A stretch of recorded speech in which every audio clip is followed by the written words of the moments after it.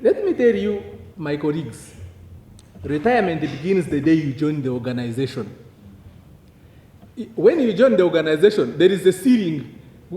So from that time you join, your retirement begins. So today you have retired one day. And so as he quoted Shakespeare, and Shakespeare was right. We all have an entrance and an exit. Why are you laughing? He told you he retired last night. So midnight last night he became emeritus. And that's why I'm addressing him as such. Yeah, so my Lord, the Principal Judge, the Chief Registrar, the PS and then the Chief Registrar. Let me stand on the protocol that was earlier on outlined. My Lord, I don't know how to thank you. I joined together with the Honorable Chief Justice Emeritus, top management. It's the same year we joined. Then Sararanga as well. Then we found the PS Bijirimana on board. I think he had come 2019. So both of us came in 2020. And Sararanga is now a judge of the High Court based on her performance. But I don't know how to thank Chief Justice Emeritus. He led a team. And I'm sure you never had any bickering, even for a single day. If we bickered, then we bickered in the boardroom and ended there. You never had anything outside. I think this has been the best leadership where there has been no jostling in top management. And I thank you for it.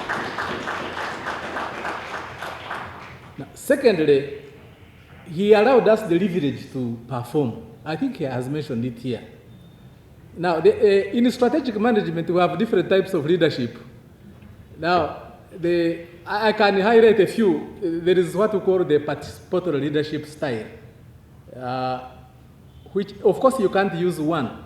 So the participatory leadership style is, I think, what he employs. He also employs something called transformational leadership. Ever since he came in, immediately he came in, we started something called the Judicial Transformation Agenda. And that's what we have been running. Then, there is also what we call democratic leadership style. I think he also has that. But there is the autocratic leadership style. I don't know whether, my Lord, you have that. And then there is also what we call laissez-faire leadership. Now, I can only point about two types of leadership from him. That is participatory leadership and transformational leadership styles. Those are the two he employed, and this is what led us to achieve what we achieved. So, as I mentioned, he introduced the Judicial Transformation Agenda, which initiated.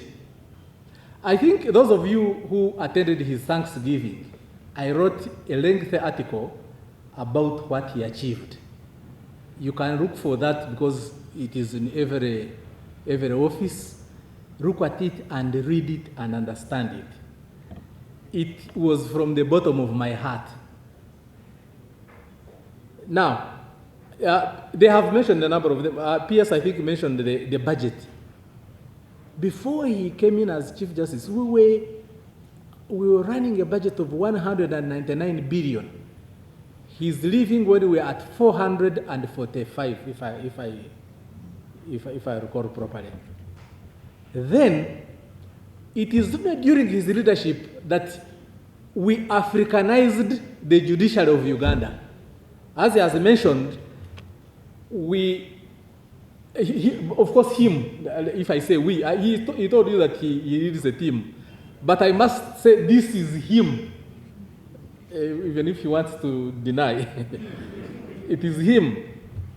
he started the African ADR Forum. So where all the Chief Justices gathered here in Munyonyo, and for the first time we had a common agenda for Africa ADR. Now that is an imprint into the judicial system which will never go away.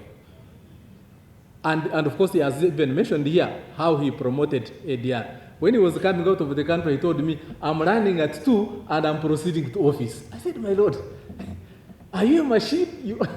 You are running in the afternoon and then you want to come and do ADR, but you can see the passion he had for ADR. Now, another thing I want to mention is that for me, now between the two of us, this is now outside the top management, I think he has been more than, he doesn't want to be called a boss, but he has also been a friend. And I will cherish the stories we shared, my Lord. Apparently, whenever we would be conversing, I would find that we had more or less the similar background. You know, the things you do when you are young, where you go and the parents are lucky that you have come home alive. We did all that. And we shared all those stories. And as a result of that, my Lord, I pledge that I will visit you in your home every year. And I will actually spend the night. I will not be visiting you and then say, I'm rushing back to Kampala. No. Because, first of all, there is that in him, maybe if I can go back to ADR, he was one of those who initiated the peace settlement between the LRA rebels and the government of Uganda. He didn't mention that, but that was massive. It prevented the carnage. So he told me a story when he went to meet Joseph Kony in Garamba National Park. So that story, when he was narrating it, it was like a horror movie. Can you imagine going to visit Kony? So he said, and apparently he was on, you know, in Islam there is what they call fatwa, like something you issue that kill him dead or alive. Now he was on that, Kony had issued that. So the man went into Garamba National Park. And apparently, there are so many stories, because we can spend the whole day about the stories we're sharing about that incident. So how much can you sacrifice for your country than what he did? Because it was a matter of life and death. Now, let me tell you, my colleagues, retirement begins the day you join the organization. When you join the organization, there is a ceiling. So from that time you join, your retirement begins. So today you have retired one day. And so as he quoted Shakespeare, and Shakespeare was right. We all have an entrance and an exit.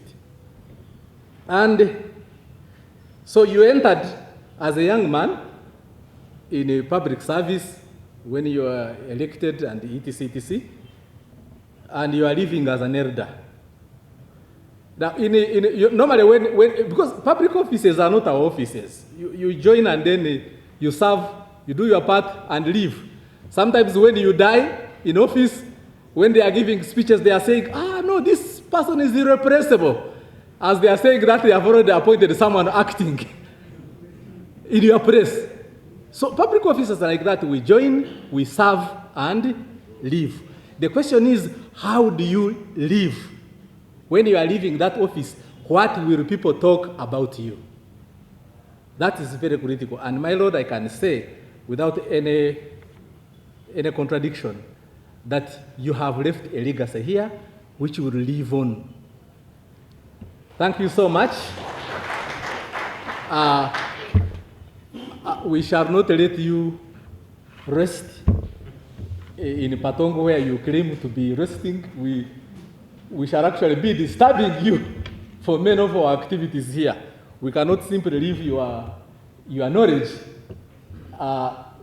to escape from us. We must always grab a piece of it.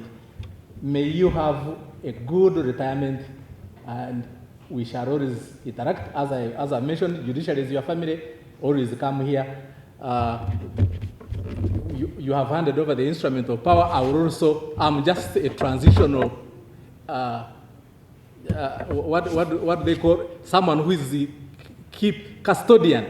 So I will also hand them over to the next Chief Justice. Thank you so much. Thank you so much, Acting Chief